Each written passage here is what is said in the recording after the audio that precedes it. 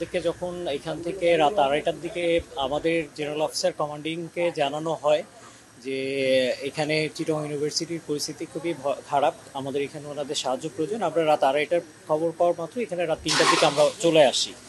তো রাতের সংঘর্ষের মাত্রাটা একটু ভিন্ন রকম ছিল, আপনারা জানেন, এবং আমরা সকাল পর্যন্ত চেষ্টা করেছি পুরো পরিস্থিতিকে নিয়ন্ত্রণে আনার, এবং সকালের মধ্যে পরিস্থিতিটা সম্পূর্ণ নিয়ন্ত্রণে চলে আসে। এবং যার প্রেক্ষিতে হচ্ছে আমরা সকালে যখন বিশ্ববিদ্যালয় প্রশাসনকে পুরো ইউনিভার্সিটির পরিস্থিতি বুঝিয়ে আমরা আমাদের ক্যান্টনমেন্টে ফেরত চলে যাই। বাট ইউনিভার্সিটির সার্বিক পরিস্থিতি আমরা ক্যান্টনমেন্টের ভেতর থেকেই আমরা বিভিন্নভাবে মনিটর করছিলাম। আবার যখন পরিস্থিতিটা একটু খারাপ হতে থাকে, তো আমাদেরকে যখন এখান থেকে আনুষ্ঠানিকভাবে বা ফর্মাল ভাবে প্রক্রিয়াতে হচ্ছে দুপুর 2:30টার পরে যখন আমাদের জেনারেল অফিসার কমান্ডিংকে আবার বলা হয় যে বিশ্ববিদ্যালয়ের পরিস্থিতিতে আমাদেরকে এখানে তাদের সহায়তা প্রয়োজন, তখন স্বরাষ্ট্র মন্ত্রণালয়ের এই রিকোয়েস্টের সাথে সাথেই আমরা এখানে ডিপ্লয়েড হই এবং আমরা চলে আসি। এবং এখন পর্যন্ত আমরা গ্রামবাসীদের সাথে যে বিশ্ববিদ্যালয়ের ছাত্রদের মধ্যে যে সংঘাত হচ্ছিল সেটাকে এখন স্তীমিত করতে পেরেছি, এবং আমরা আমাদের যেটা করণীয় আমরা করে যাচ্ছি। আর হয়তোবা আপনারা বলবেন যে আমাদের হয়তোবা সারাদিনে দুপুরবেলা হয়েছে, তো যেহেতু বিশ্ববিদ্যালয় একটা স্বায়ত্তশাসিত প্রতিষ্ঠান, এখানে আমরা যে কোনো ধরনের আইন শৃঙ্খলা বাহিনী বা যে কোনো শান্তি এই শৃঙ্খলা বাহিনীর কেউই বিশ্ববিদ্যালয়ের প্রশাসন বা কারো যেটা হচ্ছে ফর্মাল রিকোয়েস্ট ছাড়া আমরা আসতে পারি না। তো সেই ক্ষেত্রে যখনই আমরা এই ফর্মাল রিকোয়েস্টটা পেয়েছি আমাদের অথরিটির মাধ্যমে, তখনই আমরা সাথে সাথে যতটা দ্রুততার সাথে সম্ভব আমরা এখানে এসে ডিপ্লয় হয়েছে এবং কাজ করছি। Innovation for smarter life. গ্রামে এখন পরিস্থিতি কিছুটা স্বাভাবিক, বাট একটু থমথমে আছে। আমরা চেষ্টা করছি যতটুকু স্বাভাবিক পরিস্থিতি যত তাড়াতাড়ি সম্ভব দুই জায়গার মধ্যে নিয়ে আসার জন্য। আমাদের অলরেডি এখান থেকে হচ্ছে আপনার বিশ্ববিদ্যালয় ক্যাম্পাসের ভেতরে টিম কাজ করছে, এবং বিশ্ববিদ্যালয় ক্যাম্পাসের বাইরেও আমাদের বেশ কয়েকটা টিম কাজ করছে পরিস্থিতি স্বাভাবিক রাখার জন্য। এখানে আমরা যাওয়ার পরে আমরা দেখেছি যেহেতু দুই পক্ষই তাদের একজনের বিরুদ্ধে আরেকজনের কিছু অভিযোগ ছিল, এটা আমরা এখন শুনছি। আমরা বিশ্ববিদ্যালয় প্রশাসনের সাথে এবং গ্রামবাসীদের যারা গণ্যমান্য ব্যক্তি আছে তাদের সবার সাথে এবং ছাত্র প্রতিনিধিদের সাথে কিছুক্ষণের মধ্যে আমরা বসবো, এবং তাদের এই ব্যাপারটা কতটুকু সুন্দরভাবে সুরাহা করা যায় সেই চেষ্টাটা আমরা করব। আমরা আসলে এই পরিমাণটা বিভিন্ন সোর্স থেকে বিভিন্ন রকম পাওয়া যাচ্ছে, বাট আমাদের কাছে ওরকম এক্স্যাক্টলি সংখ্যাটা নেই।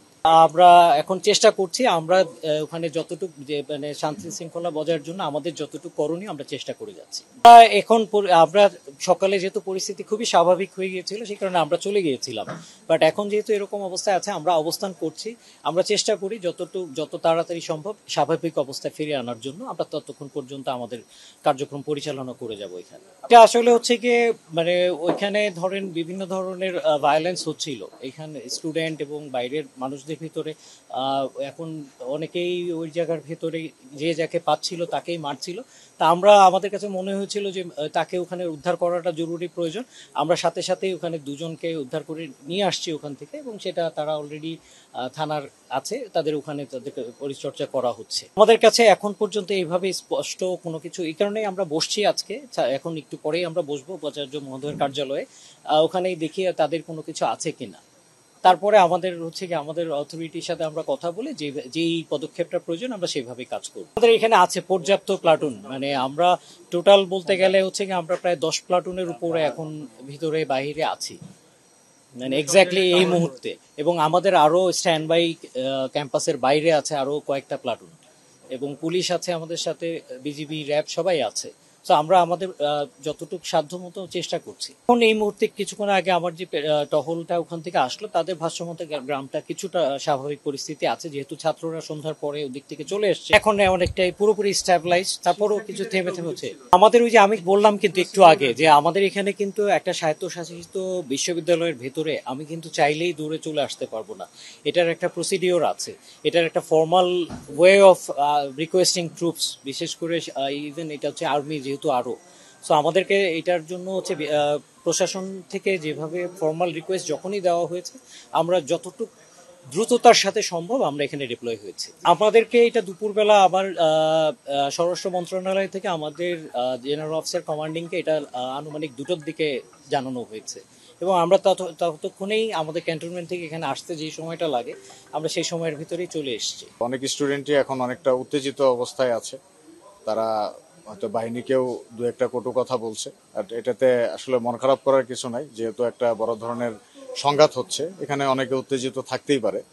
তো আমরা যেটা রিকোয়েস্ট করব যে ইউনিভার্সিটি প্রশাসন এবং স্টুডেন্ট তারা যদি আমাদের সাথে কোঅপারেট করে তাহলে ইনশাল্লাহ সমস্যাটা অতি দ্রুত সমাধান করা যাবে। আমরা এখন ভিসির সাথে কথা বলছি, আগেও বলেছি, এখন আবার একটু আলোচনা করতে যাচ্ছি। তো ওনার সাথে আলোচনা সাপেক্ষে দেখি যেটা ভালো হয় সেটা করতে হবে।